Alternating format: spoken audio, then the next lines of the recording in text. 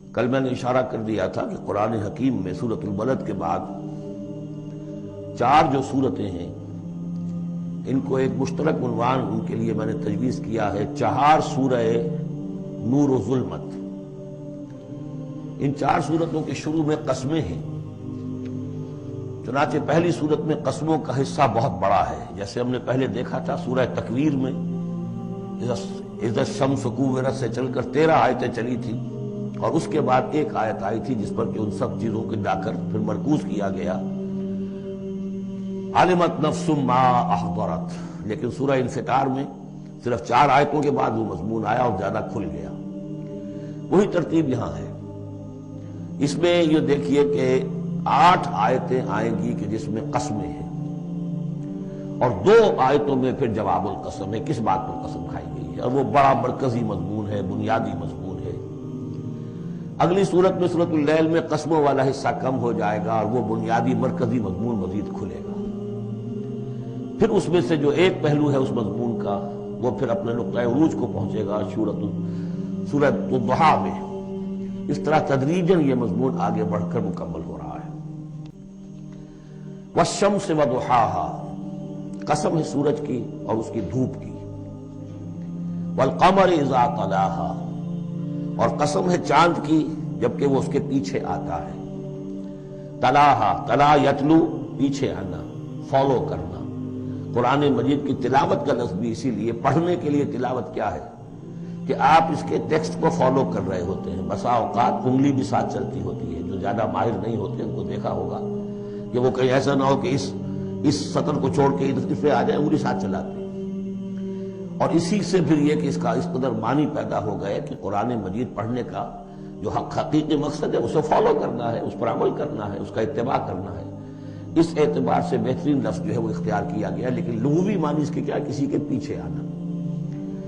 تو قسم ہے سورج کی اور اس کے دھوپ چڑھنے کی، اور قسم ہے چاند کی جبکہ اس کے پیچھے آتا ہے۔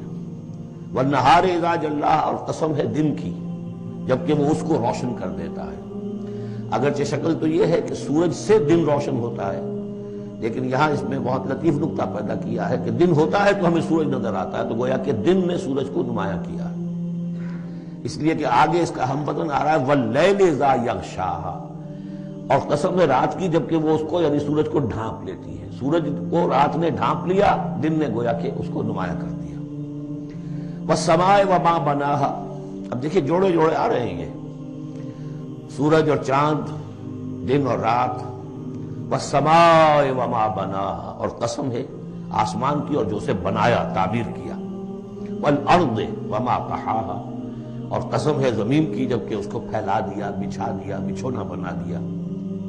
ونفس وما سواھا، اور قسم ہے نفس انسانی کی اور جو اس کو بنایا اور درست کیا، اس کو نک سک سے درست کیا، اس کا تسویہ کیا، اس کو سنوارا۔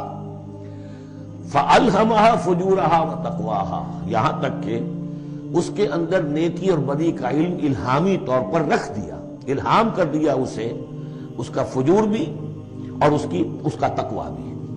اب یہاں قسم کھائی گئی قد افلح من زکاہا وقد خاب من دساہا، جس نے بھی اپنے نفس کو پاک کر لیا وہ کامیاب ہو گیا، اور جس نے اسے مٹی میں دفن کر دیا وہ ناکام ہو گیا۔ اصل مضمون یہ ہے، مرکزی 2 آیات، کہ انسان کے پاس کوئی ایک امانت ہے، اس کا ایک نفس ہے جو اللہ نے اسے دیا ہے۔ اس نفس کو جس نے پاک کر لیا، سنوار لیا، بنا لیا، جس کے لیے ہم مختلف الفاظ استعمال کرتے رہے ہیں، تعمیر سیرت، تعمیر خودی، کریکٹر بلڈنگ، ایک انسان اپنی شخصیت کو بناتا ہے۔ تو جس نے تو صرف بنانا، لیکن اس کے علاوہ پاک کرنا، بنانا اس معنی میں کہ تمام رذائل سے اس کو پاک کیا جائے اور فضائل سے اسے سنوارا جائے، اسے منور کیا جائے، مزین کیا جائے۔ تو جس نے اپنے نفس کو پاک کر لیا، مزین کر لیا، فضائل سے مرصع کر لیا، مسجع کر لیا، وہ کامیاب ہو گیا۔ خواہ یہاں پر اس کے پاس جائیداد نہ بنی ہو، دولت اس کے پاس جمع نہ ہوئی ہو، دنیا والے اس کو جانتے بھی نہ ہو، وہ غیر معروف آدمی ہو، کچھ بھی ہو، یعنی ایک معیار ہے کامیابی ناکامی کا جو ہم لوگوں کے سامنے رہتا ہے۔ کامیاب کون ہے؟ زیادہ پیسے والا، زیادہ دولت والا، تو زیادہ پروفیشن میں شائن کر گیا، بزنس میں آگے نکل گیا، کسی بھی اعتبار سے. لیکن اس میں ذرا قد افلح من زکاہا، اصل میں کامیابی اور فلاح تو اس کی ہے. اور یہ فلاح کے لفظ پر ہم غور کر چکے ہیں سورہ مومنون کے شروع میں، کہ یہی جو انسان کی اندرونی شخصیت ہے، انا یا خودی جسے ہم کہتے ہیں سیلف، جس کو کہ پروفائڈ نے سیلف قرار دیا ہے، اس سیلف کو اپنی اڈ اور لیبیڈو کے تسلط سے آزاد کرانا اور پھر اس کو بلڈ کرنا، اس کو ڈیولپ کرنا، تعمیر خودی، یہی علامہ اقبال کا فلسفہ ہے. تو یہ ایسے ہی ہے کہ جیسے کہیں خزانہ تھا، آپ نے کھود کر اس میں سے خزانہ نکالا. تو یہ ہمارا سیلف جو ہے، ہماری خودی جو ہے، یہ بھی در حقیقت ہمارے اس حیوانی وجود کے اندر دفن ہے. اس حیوانی وجود کے اندر سے اس کو برآمد کرنا، جیسے کہ آم کی گٹھلی پھٹتی ہے تو اس میں سے 2 پتے نکلتے ہیں تو اس سے آم کا درخت بننا شروع ہوتا ہے. اسی لیے وہ جو میں نے آپ کو شعر کو اس کا اپنشد کا جملہ بھی سنایا تھا کہ man is in his ignorance identifies himself with the material sheets which encompass his real self. اصل خودی، اصل انا، اصل میں وہ کون ہے؟ یہ میرا وجود ہے، یہ میرا جسم ہے، یہ میرے ہاتھ ہے، یہ میرے پاؤں ہیں. لیکن میرا میں ایک پوزیسو موڈ میں ایک پروناؤن آیا ہے، تو جو پوزیس کر رہا ہے جسم کو کون ہے؟ وہ ایک اس کی اندرونی لطیف شخصیت ہے. اسے انا سے، خودی سے، سیلف سے تعبیر کرتے ہیں. اور در حقیقت وہ عبارت ہے اس روح سے کہ جو اللہ تعالیٰ نے پھونکی ہے اس میں، وَنَفَخْتُ فِيهِ مِن رُوحِي. تو اس مٹی کے ڈھیر میں اس روح کو ڈالا گیا ہے. اس کو برآمد کرنا اور اس کو بنانا اور سنوارنا، یہ ہے اصل کام انسان کا. جو اس میں کامیاب ہو گیا وہ کامیاب ہو گیا. اور دسا یدسو ہم پڑھ چکے ہیں کہ جب کسی شخص کے ہاں اس زمانے میں، اس معاشرے میں کوئی خوشخبری آتی تھی کہ بچی پیدا ہو گئی ہے، تو ایک تو منہ چھپاتا پھرتا تھا وہ کہ بیٹی ہو گئی، میں بیٹی کا باپ شمار ہوں گا، اور سوچتا رہتا تھا کہ اسے میں اپنے پاس رکھوں، ام یدسھا فی التراب، یا اسے جا کے میں مٹی میں دباؤں. تو دسا یدسو، دبا دینا. تو یہ ہے کہ جس نے اپنی اس خودی کو اسی حیوانی وجود میں دبا دیا، ختم کر دیا، قد خاب من دساہا، وہ ناکام ہو گیا.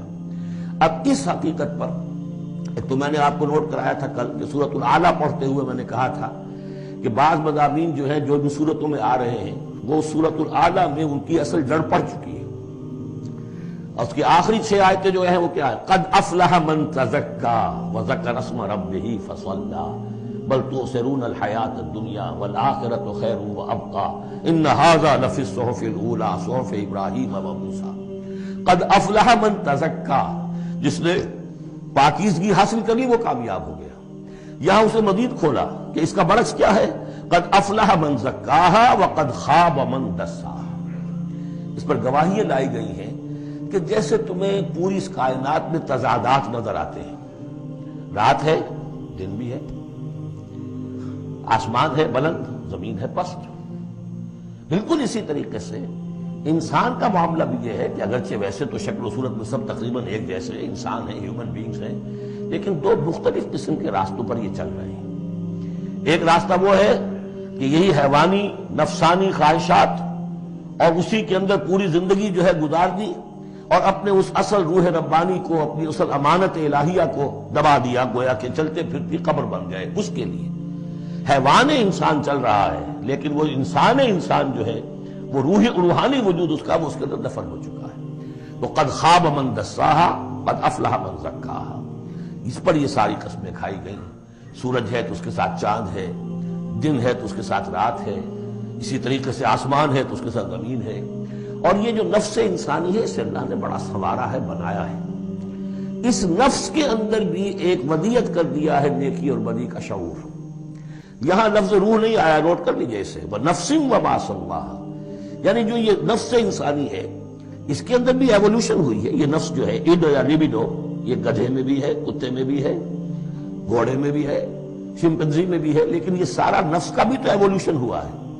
اس ایوولوشن کا شکا کہ جو مرتبہ آیا ہے انسان میں آ کر وہ یہ ہے کہ انسان میں اس کے اندر ایک حس پیدا ہو گئی ہے، مورل سینس، کہ کچھ چیزوں کو وہ سمجھتا ہے کہ یہ بری ہیں، کچھ چیزیں اچھی ہیں. اور یہ اتنا یونیورسل کانسیپٹ ہے کہ جس کو یوں سمجھیے کہ جس معاشرے میں جائیے سچ بولنا اچھا ہے، جھوٹ بولنا برا ہے. یہ کبھی ایسا نہیں ہوا کسی نے کہا ہو کہ جھوٹ بولنا اچھا، سچ بولنا برا ہے. وعدہ کر کے پورا کرنا اچھا ہے، وعدہ خلافی کرنا برا ہے۔ جو شخص وعدہ خلافی کر رہا ہوتا ہے وہ بھی جانتا ہے کہ میں برا کام کر رہا ہوں، میرا اس کا ضمیر اس وقت اس کو ملامت کر رہا ہوتا ہے، جس کی قسم کھائی گئی ہے۔ لا اقسم بیوم القیامہ ولا اقسم بالنفس اللوامہ، یہ تمہارے اپنے اندر جو ہے مائی کانشنس از پنچنگ می بھائی، کہ تمہارے اندر ایک اخلاقی حص ہے، یہ اخلاقی حص نفس انسانی میں ودیعت شدہ ہے۔ روح میں جو کچھ ہے وہ تو اور بڑی شے ہے، روح انسانی میں تو معرفت خداوندی ہے اور محبت خداوندی ہے، دونوں چیزیں روح انسانی کے اندر موجود ہیں۔ ابھی یہاں سے نفس کی بات ہو رہی ہے، جیسے عالم خلق کے تمام جو مظاہر ہیں ہم کو بیان کیا جا رہا ہے، سورج اور چاند عالم خلق کی چیزیں، عالم امر کی نہیں ہیں، رات اور دن عالم خلق کی چیزیں ہیں، آسمان اور زمین عالم خلق کی چیزیں ہیں، نفس بھی عالم خلق کی شے ہے، روح ہے عالم امر کی شے۔ تو نفس انسانی بھی نفس حیوانی سے ممتاز ہے بئی معنی کہ اس میں وہ ایک مورل سینس موجود ہے جس کی بنا پر اس کے اندر یہ شعور ہے ودیعت شدہ، الہام شدہ، الہمہا، الہام کر دیا اس میں کہ کچھ چیزوں کو وہ جانتا ہے یہ خیر ہیں اور کچھ کو جانتا ہے یہ شر ہے۔ اسی لیے قرآن مجید نے کثرت سے جو لفظ استعمال کیا ہے وہ معروف اور منکر۔ معروف وہ جو جانی پہچانی شے نفس انسانی جانتی ہے کہ یہ چیز اچھی ہے، منکر وہ جس سے کہ نفس انسانی اباہ کرتا ہے یہ کیا ہے، یہ نہیں ہونا چاہیے، یہ فطرت اس کے اندر موجود ہے سرشت کے اندر۔ اب مرحلہ صرف یہ ہے کہ جب یہ بنیادی بیج تو اللہ نے تمہارے نفس میں ڈال دیا، اب اسے پروان چڑھانا تمہارا کام ہے، اسے آگے بڑھاؤ، پروان چڑھاؤ عمل صالح سے۔ الیہ یصعد الکلم الطیب والعمل الصالح یرفعہ، اچھا کلام ہو، اچھی بات ہو، اس کے اندر اوپر اٹھنے کی، اللہ کی طرف بڑھنے کی صلاحیت تو ہے، لیکن عمل صالح اس کے ساتھ ہوگا تو وہ اوپر اٹھے گا۔ تو یہ جو بھی پوٹینشل ہے انسانی فطرت کا، تو قد افلح جس نے وہ محنت کی، مشقت کی، اس نے اپنی اس اصل انسانی شخصیت کو برآمد کیا، اس مٹی کے ڈھیر میں سے بنایا، اسے ایک بڑا درخت بنا دیا، تناور درخت بنا دیا جس میں وہ پھل لگے ہیں جو ہم سورہ تغابن میں پڑھ رہے ہیں، وہ کامیاب ہو گیا۔ اور جس نے اس کو دبائے رکھا وہ مٹی ہی کی زندگی میں، اور جو جسمانی وجود ہے اسی کے تقاضوں کو پورا کرنے میں لگا رہا، وہ غائب ہو گیا، ناس۔ اب اس کے بعد یہ کہ یہ معاملہ جس طرح انڈیویجولز کا ہوتا ہے ایسے ہی کسی معاشرے کا بھی ہوتا ہے۔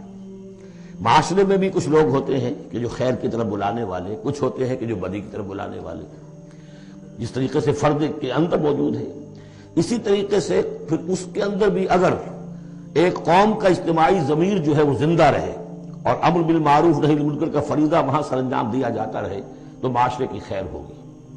اور اگر اخلاقی حزب بحیثیت مجموعی اس درجے کمزور ہو جائے کہ قوم کا اجتماعی ضمیر مردہ ہو جائے اور پھر اسے حص ہی نہ رہے، وائے ناکامی متائے کارواں جاتا رہا، کارواں کے دل سے احساس زیاں جاتا رہا، وہ احساس ہی نہ رہے اجتماعی سطح پر کہ یہ بدی ہے اور یہ برا کام ہے، یہ منکر ہے، تو پھر وہ تباہ ہوتی ہے۔ اس کی ایک مثال دی ہے، کذبت ثمود بطغواہا، قوم ثمود نے بھی جھٹلایا تھا اپنی سرکشی کے باوجود۔ اذ انبعث اشقاہا، جب ان کا جو سب سے شقی انسان تھا وہ کھڑا ہوا اور اس نے پھر اونٹنی کو جو اللہ تعالیٰ نے بطور معجزہ دی تھی اس کو اس نے ہلاک کر دیا۔ قال لهم رسول اللہ ناقۃ اللہ وسقیاہا، ان سے کہہ دیا تھا اللہ کے رسول نے کہ دیکھو یہ اللہ کی اونٹنی ہے اور اس کا پانی پینے کی جو باری کا دن ہے اس میں کوئی گڑبڑ پیدا نہ کرنا۔ فکذبوہ فعقروہا، انہوں نے اسے جھٹلا دیا اور اس کی کونچیں کاٹ ڈالی۔ فدمدم علیہم ربہم بذنبہم، تو الٹ پڑا اللہ تعالیٰ کی طرف سے ان پر عذاب ان کے گناہ کی پاداش میں، فسواہا، اللہ نے سب کو برابر کر دیا۔ ولا یخاف عقباہا، اور اللہ تعالیٰ کو اس کا کوئی ڈر نہیں کہ اس کا کیا نتیجہ نکلے گا، اس کی مخلوق تھی اس نے ختم کر دیا اور مخلوق کو وہ لے آئے گا۔ تو انفرادی اور پھر اجتماعی، ان دونوں چیزوں کو اس صورت کے اندر جمع کر دیا گیا۔ اب یہاں سے جو مضمون شروع ہوا ہے اب دیکھیے اگلی صورت میں کھلے گا۔